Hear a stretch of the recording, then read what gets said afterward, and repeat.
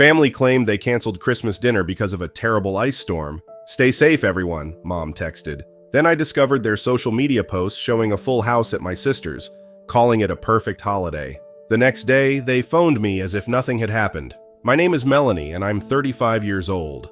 For most of my life, I believed I was simply the quieter one in my family, the serious daughter with the stable career, overshadowed by my younger sister's charm and my parents' loud social circles. I never suspected just how far they would go to exclude me, or how many secrets they were hiding behind their carefully staged, perfect family image.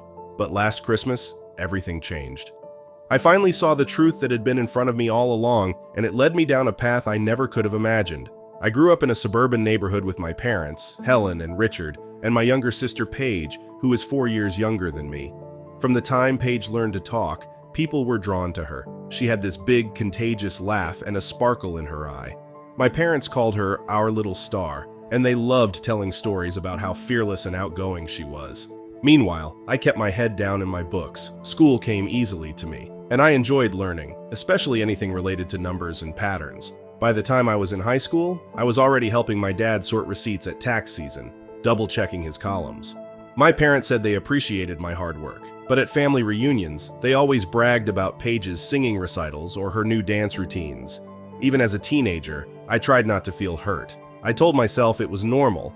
Paige just needed more attention, right? One particular childhood memory still sticks with me. Our parents planned a weekend camping trip by the lake. I was about 12, Paige was 8. At the last moment, Paige decided she was too scared to sleep outside in a tent, and our parents ended up canceling the whole trip. I was crushed. I had been looking forward to fishing with Grandpa, who was coming along. But I remember Dad telling me, "Melanie, your sister is upset. We all need to be supportive." Nobody asked how I felt.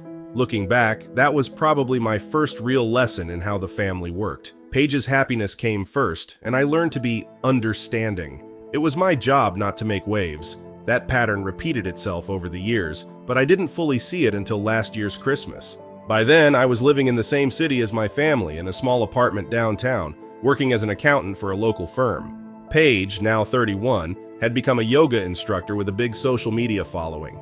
She traveled often to spiritual retreats and posted glamorous photos from all over the world. In early December, Paige announced that she would be hosting our annual Christmas dinner at her new house. I immediately offered to help with the planning. She shrugged me off, telling me it would be easier if she handled everything. At the time, I felt a tiny sting, but I let it go. I had a big project at work, and I told myself Paige probably didn't want to burden me. On Christmas morning, my mom, Helen, sent me a short text message. "Melanie, sweetie, sorry, but dinner is canceled. The roads are too icy, and everyone's staying home. Stay safe. Love you." I looked out my window and saw a bit of frost on the sidewalks, but nothing severe. Still, I trusted Mom's warning because she was always so dramatic about the weather. If my parents said it was bad, I assumed they might be right. Disappointed, I settled in for a quiet Christmas alone. I made myself hot chocolate, scrolled through some work emails, then decided to check my social media. That's when I saw it. My cousin Jade had posted a series of photos titled, "Our Perfect Family Christmas at Paige's." In the pictures, my entire extended family was gathered around Paige's festive table. My dad was carving a turkey. My mom was laughing with my aunts. The windows behind them showed clear blue skies. The kids were running around opening gifts. Everyone looked so happy. Everyone except me, because I wasn't there. And clearly there was no ice storm. My phone almost slipped out of my hand. The shock was overwhelming. I sat there, staring at these images of them celebrating Christmas without me, while I was alone in my pajamas. The more photos I swiped through, the more betrayed I felt.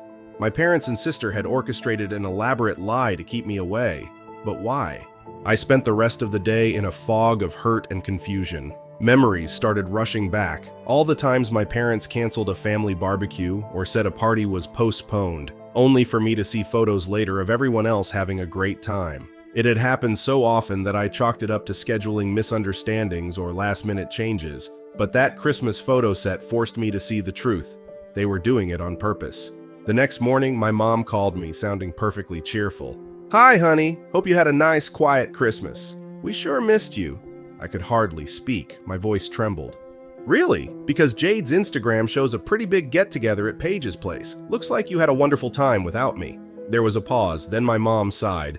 "Melanie, you know how you can be at gatherings. Quiet and off to the side. Paige really wanted a drama-free holiday. Don't make this into something bigger than it is, I snapped. You lied to me. You literally made up an ice storm just to keep me away. How many times have you done this before? She let out another sigh, sounding annoyed. If you're going to overreact and throw accusations around, maybe it's better we take a break from talking. Call me when you're calm. She hung up.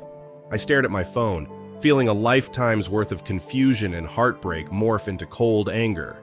This was not just a simple misunderstanding, it was deliberate exclusion, and I was done being the doormat. Over the next few days, I couldn't stop replaying old memories in my head, seeing them in a new light. My dad's surgery 3 years earlier. I had taken time off work, stayed with him at the hospital, cooked, cleaned, and helped him with physical therapy.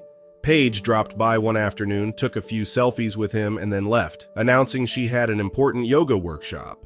Later, my parents told everyone how supportive Paige had been during Dad's recovery. Major holidays like Thanksgiving, I once spent an entire weekend helping my mom bake pies, prepare the turkey, set up the table.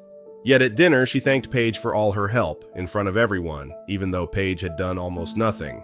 Random family get-togethers that I learned about afterward, often because someone posted photos on social media. When I confronted my parents or sister, they gave me vague excuses about forgetting to invite me or thinking I was busy with work. All these incidents were like puzzle pieces falling into place. I finally admitted to myself that I had never really belonged in my own family. They used me when it was convenient, especially if they needed financial help or an extra pair of hands, but never treated me like I was truly part of the group. I decided I couldn't let this Christmas betrayal slide. If they wanted to pretend everything was fine, I wasn't going to let them. I opened my laptop and wrote an email to my entire extended family. My parents, sister, aunts, uncles, cousins, everyone who had been at Paige's house. Hi everyone, I hope you had a wonderful Christmas at Paige's. I know you all went, even though I was told the event was canceled because of an ice storm. I'm attaching screenshots of Mom's text telling me not to come. I can also see all of you smiling in Jade's Instagram posts. It's clear I was deliberately excluded from the family gathering. This is not the first time it's happened, but I never confronted it publicly until now. I want you all to know how hurtful and cruel this is. I am tired of the lies and the fake cancellations. Melanie. I hit send. Within minutes, Jade deleted her Christmas photos. Paige wrote me a furious email saying I had ruined the family's holiday vibe and that I should apologize for causing unnecessary drama. My mother, meanwhile, tried to call me, but I was done with phone calls. I ignored it, letting it go straight to voicemail. My father sent me a curt text the next day. Melanie, how dare you air private matters like this? You are disrespecting the family. If you don't stop, you'll regret it. Their defensive reactions only confirmed what I suspected. They'd been doing this for years, and they were desperate to keep it a secret, but I was ready to take the next step, even though I had no idea how big a secret I was about to uncover. About a week later, I got a message from Monica, an old family friend who had worked as a financial advisor before she retired. She said she had seen the social media drama and felt it was time to tell me something important. We met at a small cafe on a chilly afternoon. Monica looked uneasy as she slid a manila folder across the table. I've been holding on to these for years. Your father made me promise not to share them.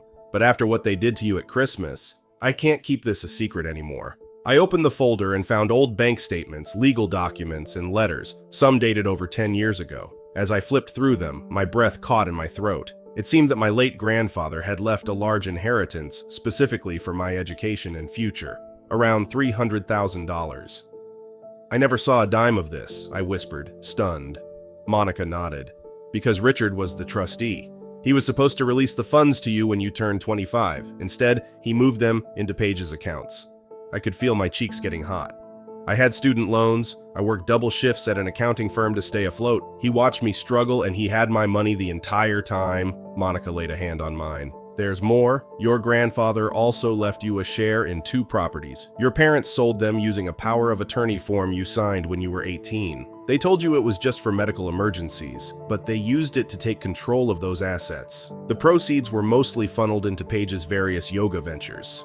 I felt like I'd been punched in the gut. Memories of Paige's lavish retreats, her business class flights to find inner peace, all while I barely managed to take vacations. Even the time I'd helped my parents with their mortgage, was I actually paying off my own stolen money? In the days that followed, I did what I do best. I got organized. As a trained accountant, I knew how to trace transactions and build a solid financial case. I spent hours each night compiling every document Monica had given me, cross-referencing dates and amounts with bank records. Every line told the same story. My parents and sister had systematically drained my inheritance to fund Paige's lifestyle and cover family expenses, while letting me believe the money never existed. But I wasn't prepared to simply hand this evidence to the police without giving them a chance to come clean. I enlisted the help of Linda, a lawyer who specialized in estate fraud. She looked over my findings and was shocked. "This is a textbook case of embezzlement and fraud. Do you want to press charges or do you want to negotiate first?" I thought about it for a moment. Despite everything, there was still a part of me that hoped my parents would realize what they'd done and make it right. So we decided to propose a settlement. If they returned the remaining funds, paid me a fair share of the property sales, and signed a confession, I would spare them a criminal trial. I scheduled a meeting at my small apartment. My parents and Paige arrived together on a Saturday morning. My mother, Helen, looked tense. My father, Richard, wore a scowl. Paige barely met my eyes. I had 3 folders ready on my coffee table, each containing a detailed breakdown of their fraudulent actions and a letter from Linda explaining what they had to do to avoid criminal charges. "Let's cut to the chase," I said, trying to keep my voice steady. "These folders contain evidence that you all diverted my inheritance from Grandpa's will, sold properties, and used a fraudulent power of attorney. I want a full return of the funds that are left, plus an acknowledgement of what you did, or I press charges." Paige flipped through the papers, her face going pale. I didn't know Dad took it from your account. He just told me it was family money." "Really? Because the statements show deposits directly into your business accounts." "That's not an accident," I responded. She dropped her gaze to the floor. My mother tried to sound calm. "Melanie, dear, think about what you're doing. This will tear the family apart. We can resolve this privately, can't we?" I shook my head. "You lied to me about Christmas and apparently have been lying for years. I don't think there's anything private left to discuss. You have 2 days to sign the confession and make the transfers, or Linda will submit everything to the police." Richard, my father, stood up, pointing a finger at me. "You ungrateful brat. We raised you, gave you everything, and this is how you repay us? If you do this, I'll cut you out of my will." I almost laughed. "You already took everything that mattered to me. Your will is irrelevant at this point." They left in a cloud of anger and outrage, slamming my door behind them. Within hours, I saw frantic messages in our extended family group chat. Everyone was calling me dramatic, claiming I was overreacting. I said nothing. Let them talk. The document spoke louder than any rumor could. 48 hours passed. No one called to apologize or negotiate. Instead, I got a text from Paige, blaming me for making Mom cry and for not understanding how fragile the family was. Meanwhile, Linda informed me that my parents had started moving money around in a panic. They even tried to close certain accounts. That was enough for me. We filed official charges with the local authorities. Early the next morning, the police arrived at my parents' house with a search warrant. My dad was taken in for questioning at his workplace. My mom was served her papers while volunteering at a local charity. Paige's yoga studio was seized as an asset because it had been financed with my stolen inheritance. The perfect family image they had worked so hard to cultivate fell apart in a single day. Neighbors whispered, old friends cut ties. My extended family, who had once called me a troublemaker, suddenly went silent, faced with undeniable evidence. For a moment, I felt a pang of sadness. I wasn't trying to destroy my parents' reputations, but they gave me no choice. They refused to own up to what they did, so I let the law do its job. Months later, we all went through a long legal process. My father and mother both took plea deals. They had to pay restitution, which, along with penalties, took a huge chunk of their savings. Paige lost her yoga brand and had to get a job as a receptionist to support herself. They tried to keep up appearances, but it was impossible. Their story of family unity was shattered by the reality of their fraud. During the court proceedings, Monica testified about how my parents instructed her to manage the trust in a misleading way. Linda skillfully presented the bank transfers to Paige. It was painful to watch, but also oddly liberating. At every step, I kept remembering my grandfather, how he used to teach me to fish by the lake, how he told me that I was the patient, brave one. Perhaps he saw that my parents favored Paige. Maybe leaving me that inheritance was his way of quietly making sure I got a fair start in life. I felt as if I was finally honoring his wishes by uncovering the truth.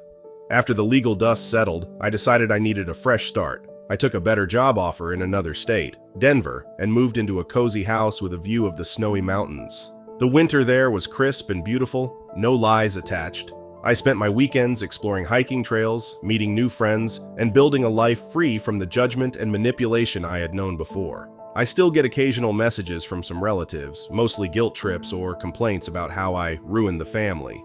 But a few distant cousins reached out privately, admitting they suspected something was off for years but never dared speak up. They told me they admired my courage and were sorry for staying silent.